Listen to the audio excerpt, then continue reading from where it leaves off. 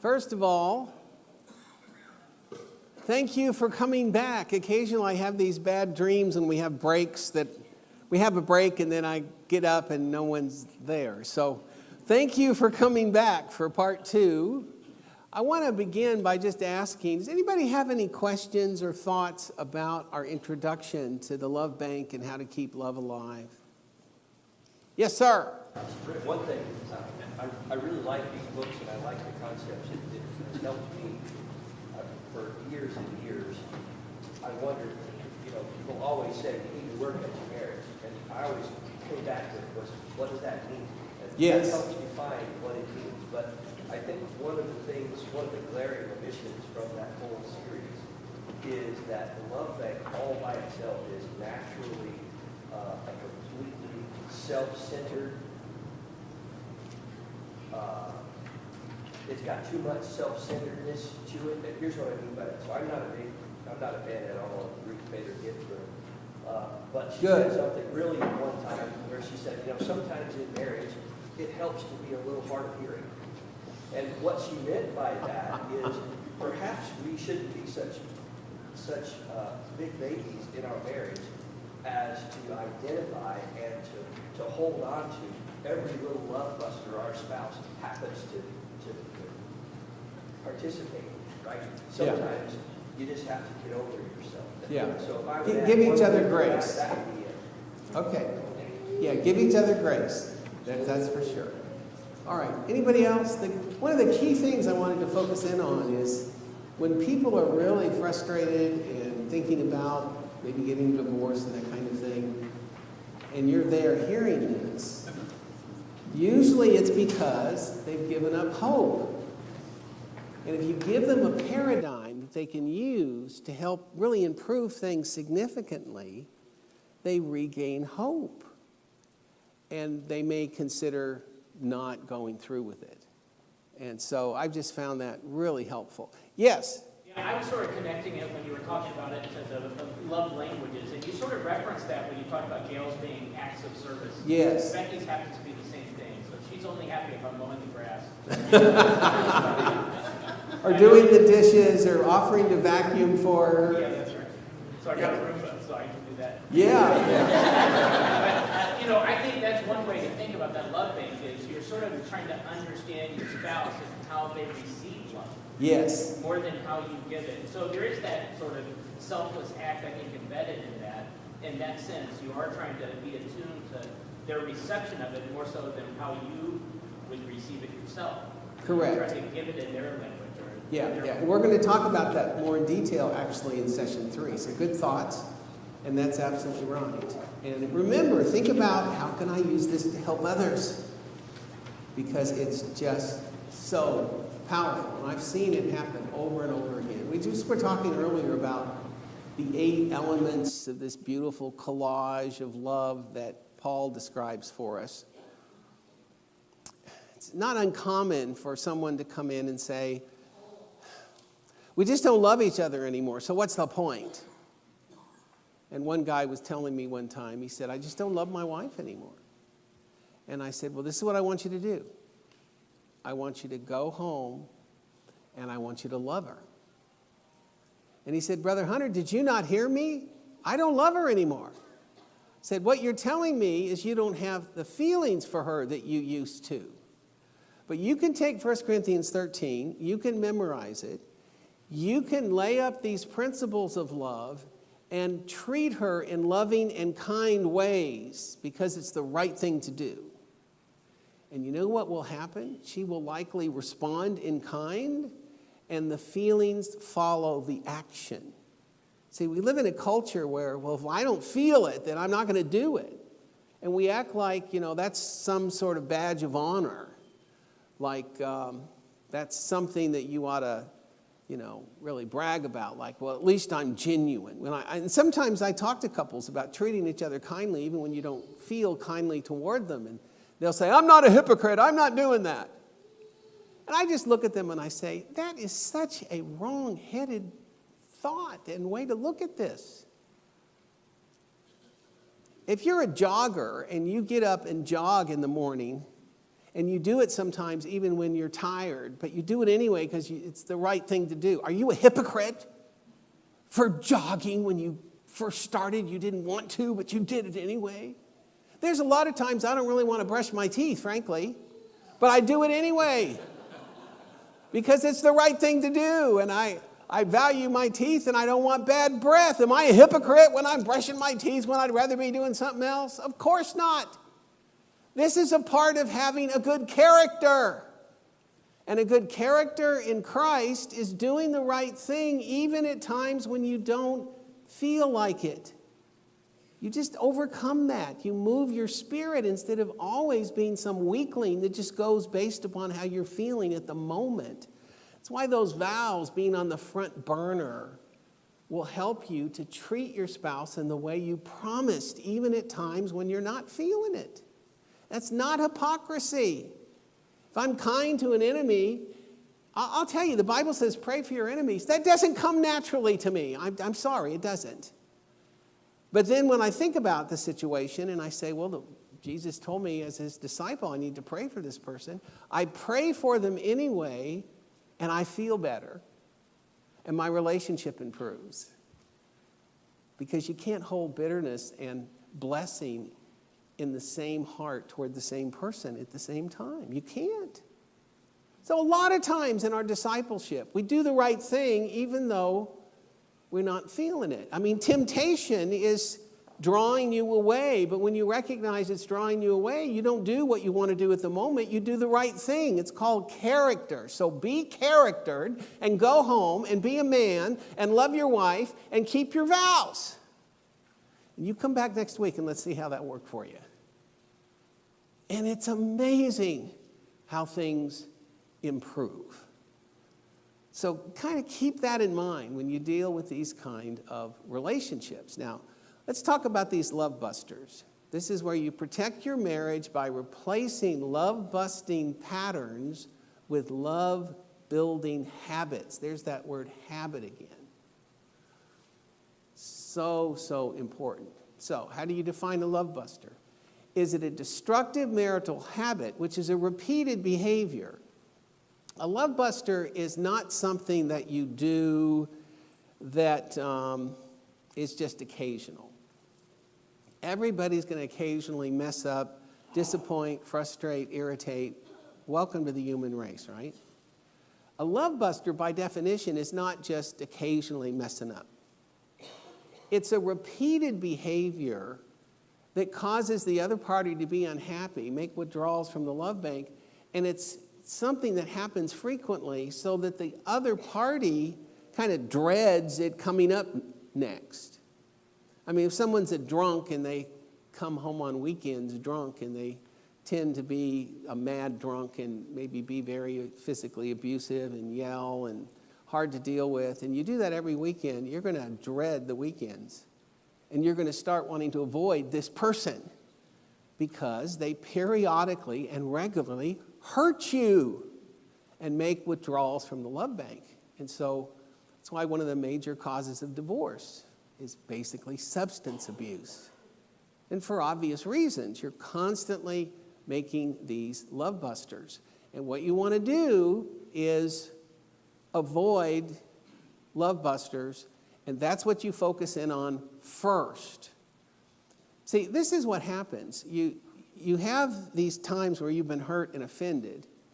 There hasn't been appropriate forgiveness and acknowledgement of the offense and asking for forgiveness. Sunday morning, I'm going to be talking about the blessing and power of forgiveness because you can't have a good marriage unless you have two good forgivers.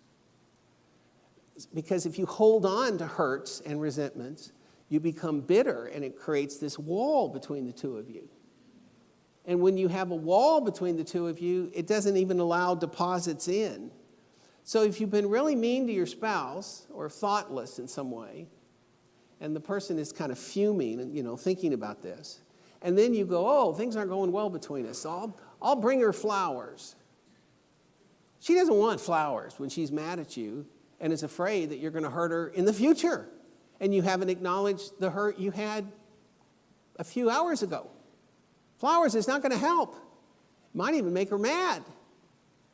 So the first thing you got to do is stop the love busters and go through a process of forgiveness so you can get rid of the walls and the strongholds of Satan, the bitterness that have, grown up inside a person's heart, so you can start with a clean slate and then be open to deposits. I mean, think about it as a bucket. You want this bucket full so that you feel emotionally really good toward the other person. If you're putting water in the bucket, but there's a big hole in the bottom, you're kind of, not making a lot of progress. So the first thing you need to do is plug the holes. Stop making withdrawals. Now you can start putting the hose in the bucket and it will fill up quickly. Okay? So that's really, really important. That's what you have to deal with first. And the first very common love buster I want to talk about is angry outburst. I mean, who wants to live with a volcano, right? Somebody that gets, easily kind of their fuse is lit and they say things that in anger that are hurtful. Angry outbursts are used as a way to punish or to get back at the other party. And the danger here is that they're usually said in harshness and they create disrespect. Now, I'm not saying there are not times when you can have a firm tone, or you might even raise your voice somewhat to make a point, but yelling at the other party is something different altogether.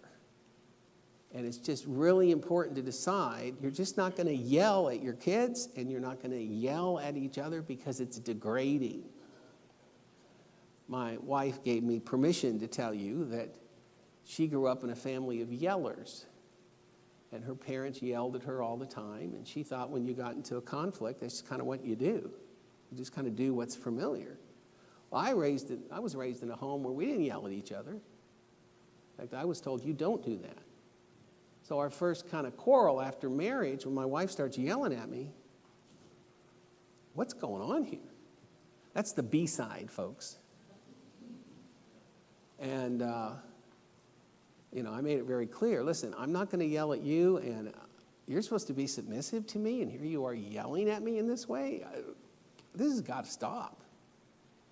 And it took my wife quite a while to get over the bad habit of yelling. And people who know Gail can't hardly imagine her yelling. But in our early marriage, she did. But she's developed a habit now where our kids, they grew up in a home where there wasn't yelling. But she had to identify that. I had to communicate it, and she had to work on it. And that's true in almost every marriage. There are things that you grew up with maybe that you think are normal that are not healthy or functional or loving. And that's the kind of things that need to stop.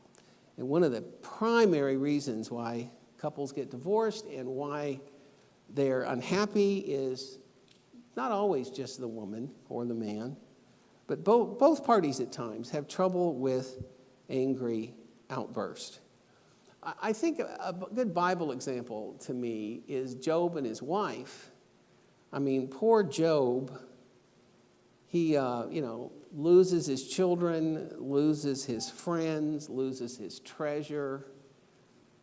And just when he needs support from his wife, he's losing his health. And instead of giving Job support, you got to give Job's wife a little bit of grace because these are mostly losses for her as well, right? So I can understand why she's, devastated herself. But he says, the wife says to him, curse God and die. Wow. I doubt that was said in a real normal, calm tone of voice. I mean, she's obviously just at the height of frustration and hurt and just is giving up. And at the moment her husband needed support, she says, just give up, curse God and die. And in spite of that, Job still maintained his integrity. But I imagine at the moment, that was quite a withdrawal from the love bank. When you're going through difficulties, that's the time to rely on each other and pull together, not the time to do the opposite. That's why the Bible says, be swift to hear, slow to speak, and what? Slow to wrath or slow to anger. He was quick-tempered, acts foolishly. How many times have people gotten angry and they've said things they regret? And you can take it back, but it's hard for the person to forget that thing that you said. And it kind of can go deep down to the core of who you are. In the Proverbs, it says, there is one who speaks like the piercing of a soul, but the tongue of the wise promotes healing. So choose your words carefully, for later you may have to eat them, right? Most of the time, this is just a bad habit. And just decide, if you're angry, it's not the time to be maintaining a discussion. Calm down. If you argue when you're angry, you're apt to just make matters worse. So nobody likes to be yelled at, and nobody likes a sudden quick barb said out of anger. And so that's just a habit you have to decide you are going to break. And I recommend that a couple pray about that and help each other to overcome angry outbursts. The second love buster, very common, is what Harley refers to as disrespectful judgments. And,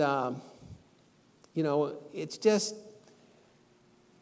no one likes a caustic critic. John Lund, in his classic book, How to Avoid Physical Divorce by Avoiding Emotional Divorce, he says, when your spouse stops becoming your biggest cheerleader and becomes your biggest critic, the bloom is off the rose. And that's when you start avoiding the person, because you're just going to be picked at or criticized. And so that's one of the things that creates emotional divorce. Respectful persuasion is healthy. Don't just shut down and not say anything. Talk it through, but do so respectfully, and don't be hypercritical. Disrespectful judgment is when you impose your values on the other person in a way that's a put down. If you had any taste, you'd realize that tie doesn't match, or that tie looks terrible. Well, maybe it does. But is there a nicer way you could have said that without putting the person's taste down about virtually everything? How about, honey, why don't you try this tie? I think this one might look better. That's not a withdrawal. It's just a suggestion. But people often will go for the jugular. If you were normal, you'd understand why you ought to squeeze the toothpaste from the bottom and not the middle.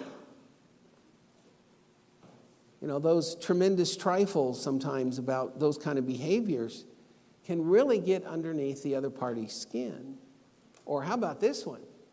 If it wasn't for your mother and your family, you wouldn't feel that way and have the hang-ups that you do. Ooh, those are fighting words. When you start putting down the other person's mother, and it may be a true statement, but that's not something you say to someone that you supposedly love and you want to have this cooperative conversation with. There are nicer ways to say those things. Be careful not to impose your values. James 4, verses 11 and 12. Do not speak evil of one another. There is one who is the lawgiver and who is able to destroy. Who are you to judge another? And so we're not saying you don't make judgments. Jesus said judge righteous judgments, but we're talking about impugning another person's motives or forcing your opinion on others. 1 Corinthians 13:5 says love does not insist on its own way, right? I think one of the best examples in our society of a disrespectful judgment is how some people use race as a weapon. And if you disagree with somebody about something, oftentimes in our culture, people don't discuss differences in a civil manner, which is really unfortunate. But they'll say, well, you just think that because you're a racist. Well, how do you know my heart? That's one of the most awful things you could accuse somebody of being.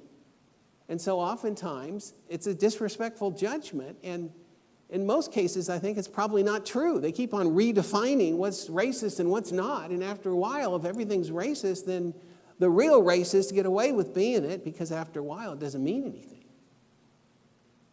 So, be careful about those kind of comments, so common in our culture today that is so divisive. So, you want respectful persuasion and respectful discussions. The third love buster is annoying behaviors. I think of Proverbs 27 and verse 14. If someone blesses his friend with a loud voice early in the morning, it will be taken as a curse. One of the translations says it's like smoke in the eyes. You know, if you're not a morning person and you happen to be married to a morning person, have you ever noticed that morning people always put down night owls? I mean, it's just, why does it have to be that way? It's not a matter of somebody's character. Oftentimes it's a part of somebody's circadian rhythm. But, you know, annoying behaviors. Solomon says, don't do that. If somebody's trying to sleep and they're not ready to get up, don't come in. You know, roll that beautiful bean. Good morning. It's a wonderful day. You know, that kind of thing. So, annoying behaviors. And here's a picture of someone comes in with a loud voice, and you see that person's not very happy. See, it's withdrawal from the love bank. I like this. It says, do I look like I do mornings?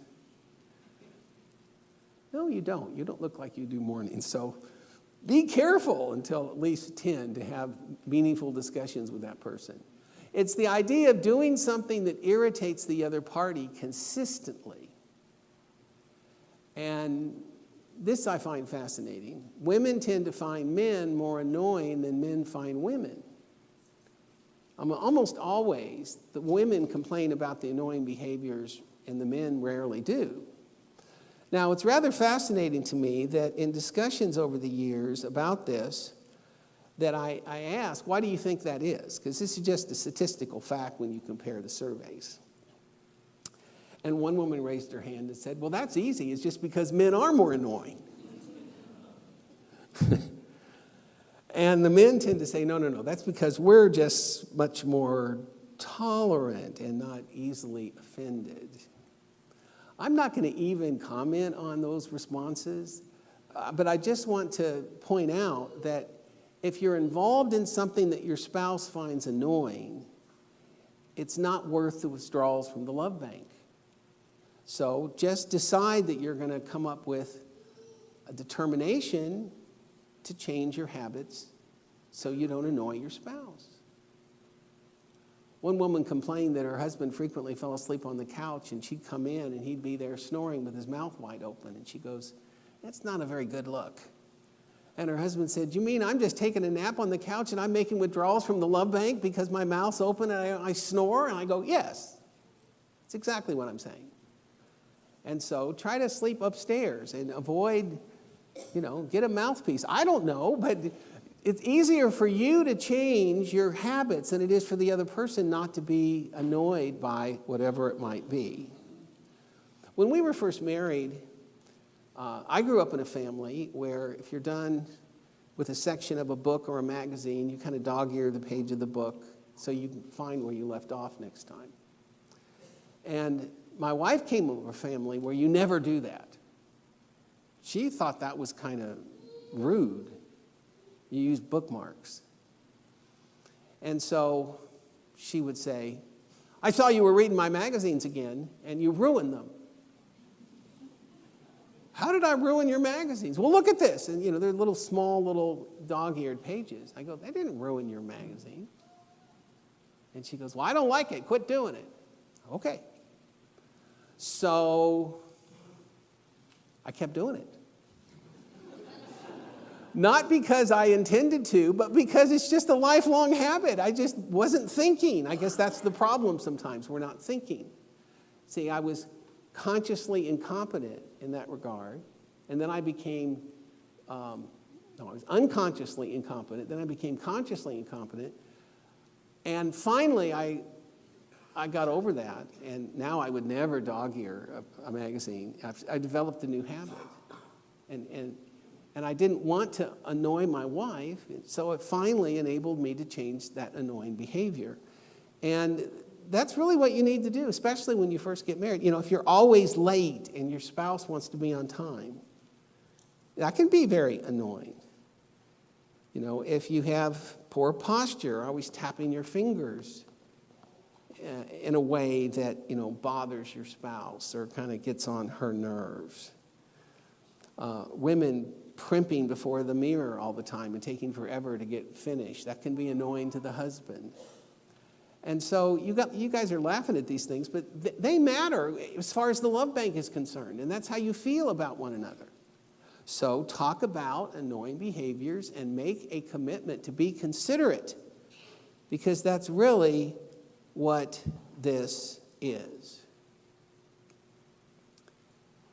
Then there's selfish demands. You know, demands choke out love. You can have a slave or a lover, but you can't have both. And remember, love does not insist on its own way, right? Love doesn't offer selfish demands. Threats, lectures, and manipulation build resentment and causes the other party discomfort.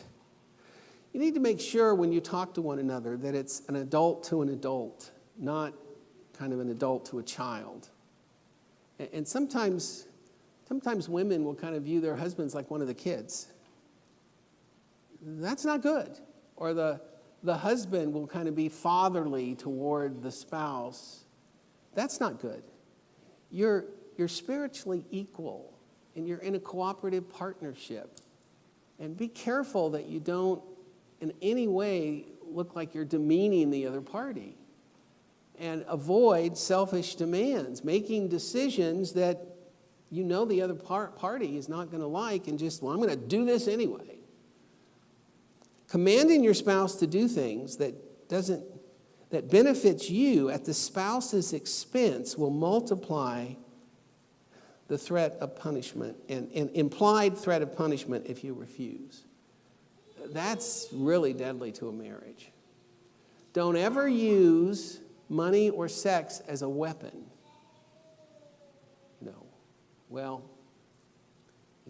I'll provide for your sexual needs, but only if you do A, B, and C that I want you to do. Or I'm not going to give you the money that you want unless you do A, B, and C.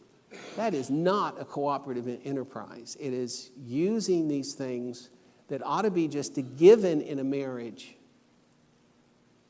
in a way to manipulate the other party.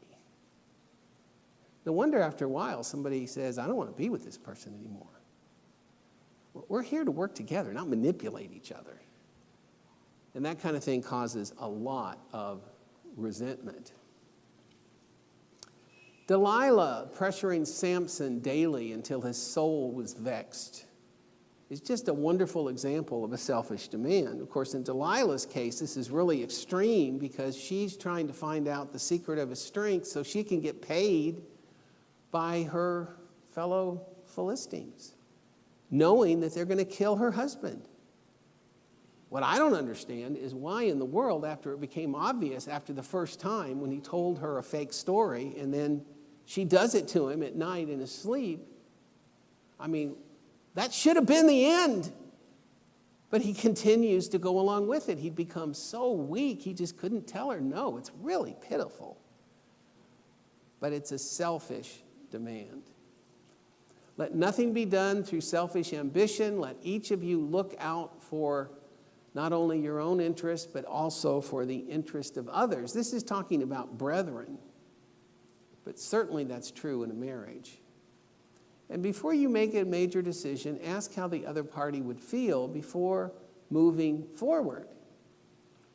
I heard of a gospel preacher who got a really good offer from a congregation to move somewhere else with better weather and better salary, and he just immediately accepted the offer and ran down and announced to his wife that they were moving without consulting her or asking how this would impact her and the children.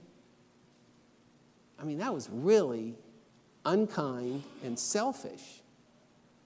And shouldn't have done that. I got this offer, let's talk about it. You're a team here.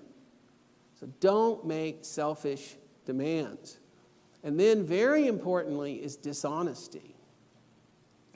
This perhaps is one of the most important love busters, because a marriage is based on trust, and catching your spouse in a lie breaks down trust in a very significant manner. I mean, who wants to live with a liar? And the problem is, once you catch your spouse in a lie, you start to wonder, well, what else is this person telling me that's not true? And so you've got a question mark over your head now about everything. So even if it's going to get you in trouble to admit something you did that you shouldn't have done, it's better to be honest about it than to cover it up. And then when you're found out later, it is like 10 times worse. Always be honest, even when it hurts.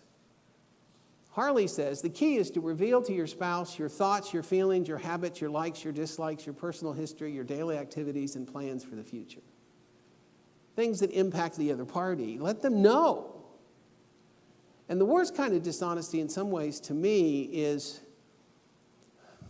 honesty, which is a form of deception by not sharing things that the other party really had the right to know. Many years ago, I know of a couple that got married, and on their honeymoon, the husband revealed, by the way, I don't want any children. We're not having kids. And the wife had assumed that they would have children. That usually kind of goes along with being married. But he had avoided the subject, and she goes, well, you should have told me. And he goes, well, listen, I did not lie to you. I never told you that we would have children. I'm not backpedaling. We just never discussed this. She goes, well, yeah, I guess we should have discussed it sooner. Well, why didn't you tell me? This is important to me and to us. He said, well, I was afraid you wouldn't marry me. So after he gets married on his honeymoon, he hits her with this. They had a terrible honeymoon. And later on, that marriage ended in divorce, in part because it started off with this major deception of silence about something that they should have discussed. So think about that. You want to make sure that you are honest. Jacob deceived Isaac in the darkness of his blindness. And it caused a huge rift between Jacob and his brother Esau that took over 20 years to resolve. And then kind of what goes around comes around. Later on, Jacob is deceived in the darkness of the wedding tent and winds up, getting Leah instead of Rachel. And so what goes around comes around. Dishonesty throughout the Bible is one of those things that causes difficulty, and for good reason. The Bible says, therefore, putting away all lying, each one speak truth to one another. Apparently, this was the trouble among early Christians. Twice the Bible says, do not lie to one another, implied that there was a problem with that. And in Proverbs 12:22, lying is an abomination to Jehovah, but those who deal truthfully are his delight. That was one of my children's early memory verses. I believe in parenting through the Proverbs, these little pithy statements that are easy to recall that have powerful impact. And so one of the reasons why couples have difficulties is when they're not honest with one another. And then finally, there's independent behavior. This is the conduct of one spouse that is conceived and executed as if the other spouse does not even exist. That preacher who came down and just announced they were moving, it's a good example of independent behavior as well as a selfish demand. Now, I'm not talking about unhealthy dependency, kind of a codependent relationship. But I am talking about, making decisions that impact the spouse without considering their feelings. Interdependent behavior is what you're looking for, where the partners nurture and protect each other. If you're going to go on vacation and you're a man and you're going to make all the decisions and you're going to go camping, and the wife, her idea of roughing it is a black and white and a Holiday Inn, which is what my mom used to say. if that's not a vacation for her, that's something she dreads. Well, that's not very thoughtful. It's independent behavior. This is a family vacation. Get input from everybody involved so you can have a vacation that everybody enjoys, or at least something that you trade off so everybody's needs and wants are considered. That's the opposite of this cooperative partnership that we want to have. Mark 10, 8 and 9. So they are no longer two, but one. Therefore, what God hath joined together, let not man separate. So again, you're working together, hopefully, as a unit. And it really hurts the spouse's feelings when their perspective is not considered. So, those are the love busters. There's 6 of them. And those are things you need to avoid at all cost. And if a couple's having trouble, those are what you need to identify and then be determined to stop. So you'll notice in your special handout that I've got a place there where the love busters are mentioned, and I asked each spouse to rate the other party's love busters on a scale of 1 to 5. And it's really interesting, the conversations that you have with a couple when you see what your spouse thinks about these love busters. And is this a problem? And if it is, then the party needs to immediately acknowledge the offense, recognize the hurt, and do their best to develop new habits that avoid hurting their spouse. And so I hope you'll take this home and you'll go through this and talk about it. Because when you have love busters that are unaddressed, romantic love is always the victim. And love deposits, as I said, will not be received because there's a wall up. And also, beware, a few major withdrawals can undo scores of prior deposits.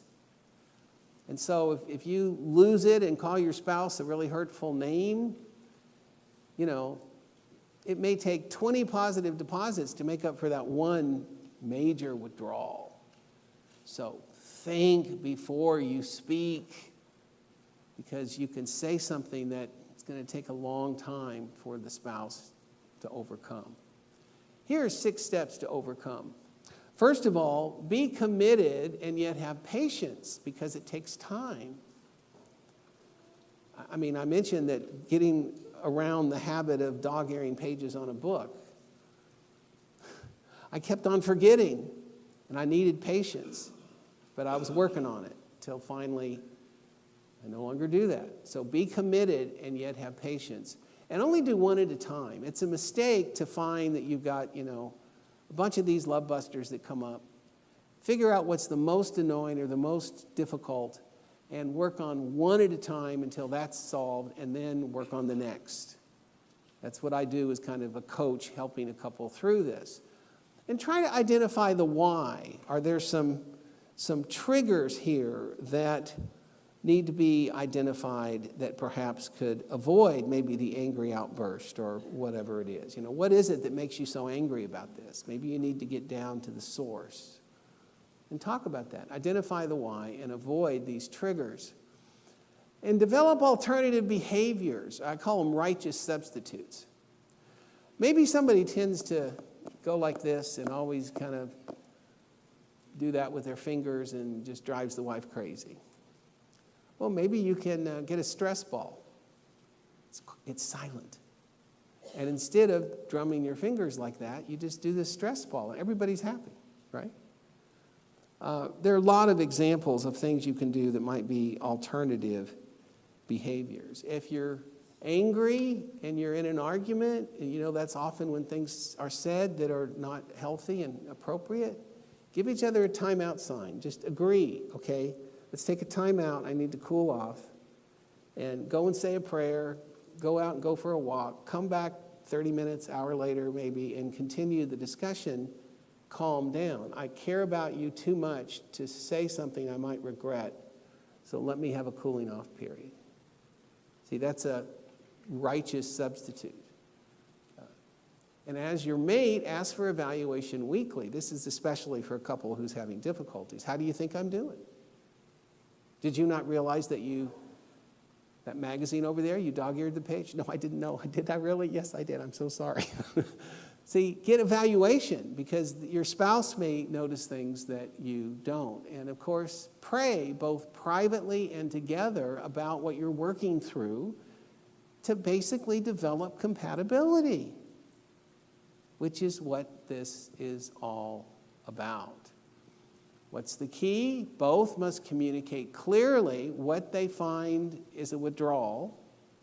Don't just bury these things. That's how you have bitterness toward the other party. So let them feel like you're not going to, get in a big argument or be angry or say, well, what about you? You do this, this, or that. Well, right now we're talking about you, not the other person. See? Communicate clearly without being defensive. And there's a form in the material where you can, rate your mate on these areas and listen to what the other party has to say. And then ask God to help you to develop new habits so that you can be irresistible to your spouse.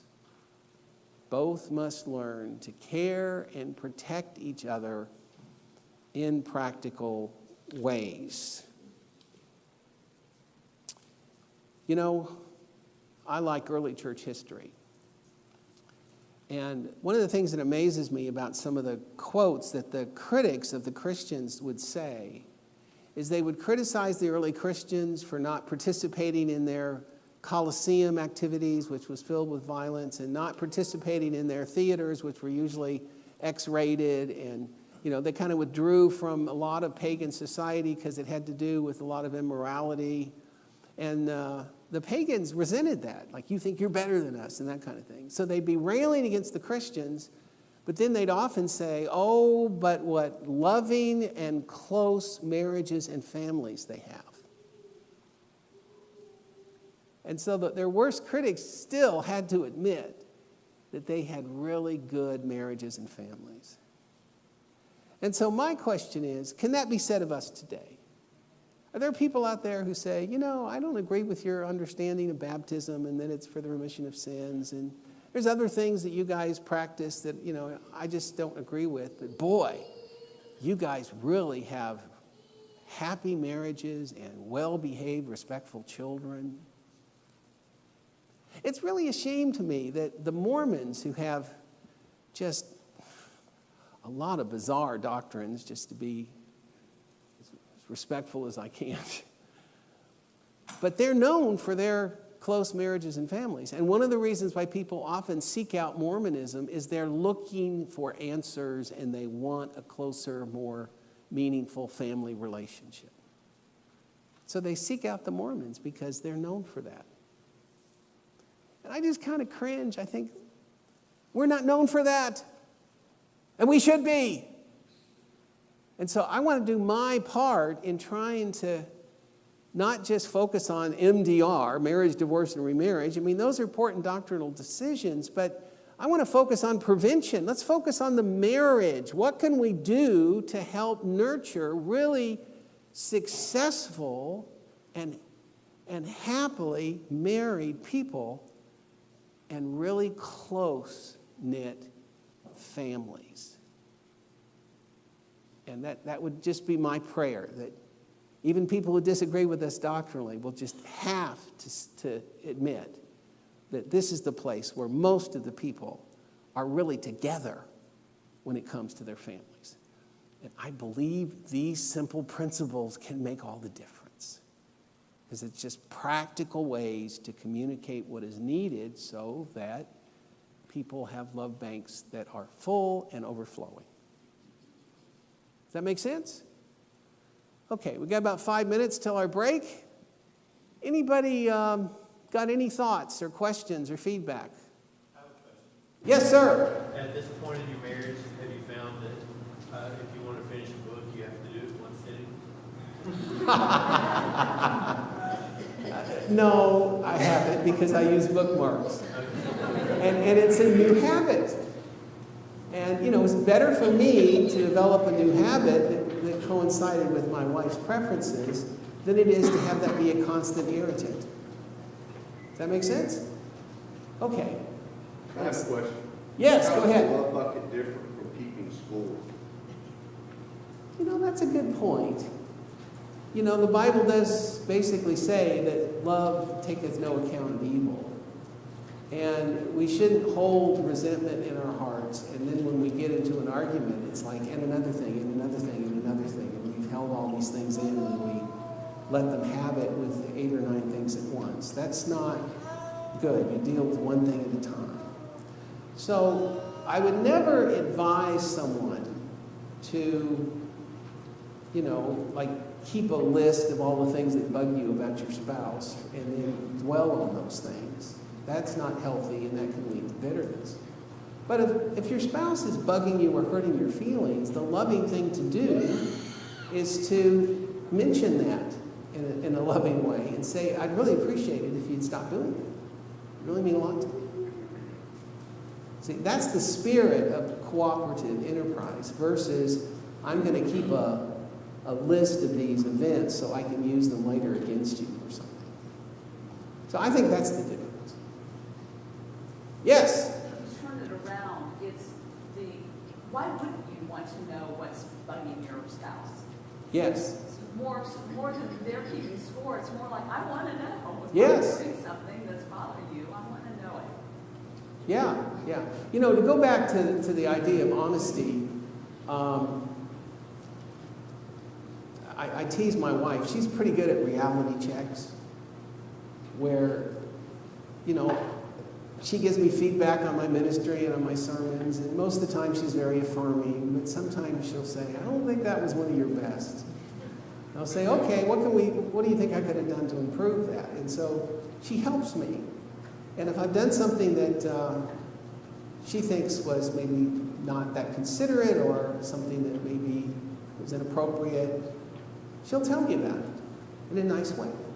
And what we do is we have this rule that we don't criticize the other party without first asking permission. So I have a suggestion for you about your parenting.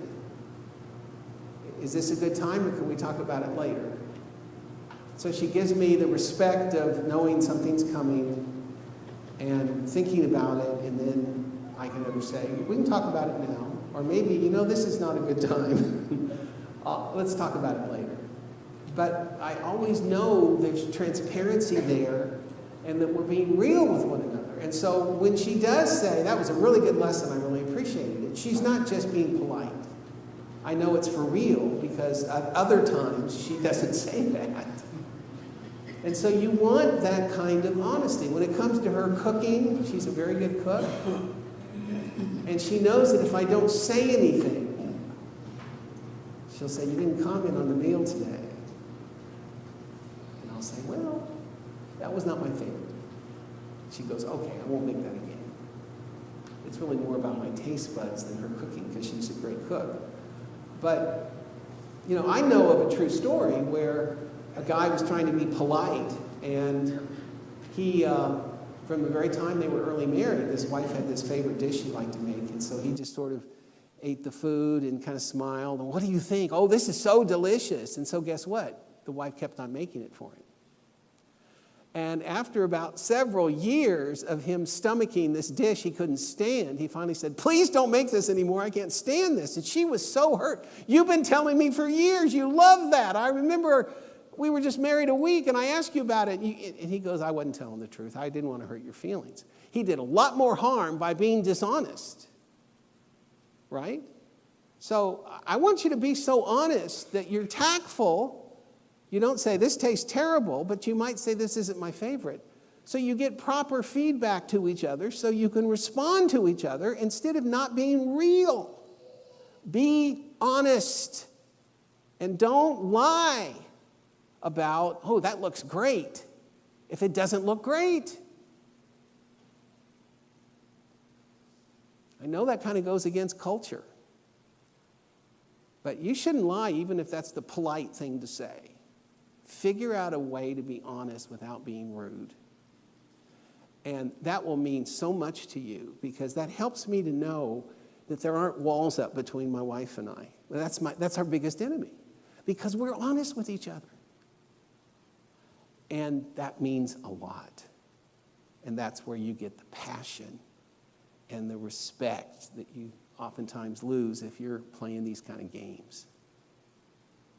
So yes, you ought to want to know, how can I please you better in this area? I want to know, even if sometimes it might, sting a little bit. I'd rather know early than to find out years later that I have been messing up. Okay, 10:51. Let's take a 9-minute break and we'll get ready for part 3. Thank you for your feedbacks, statements.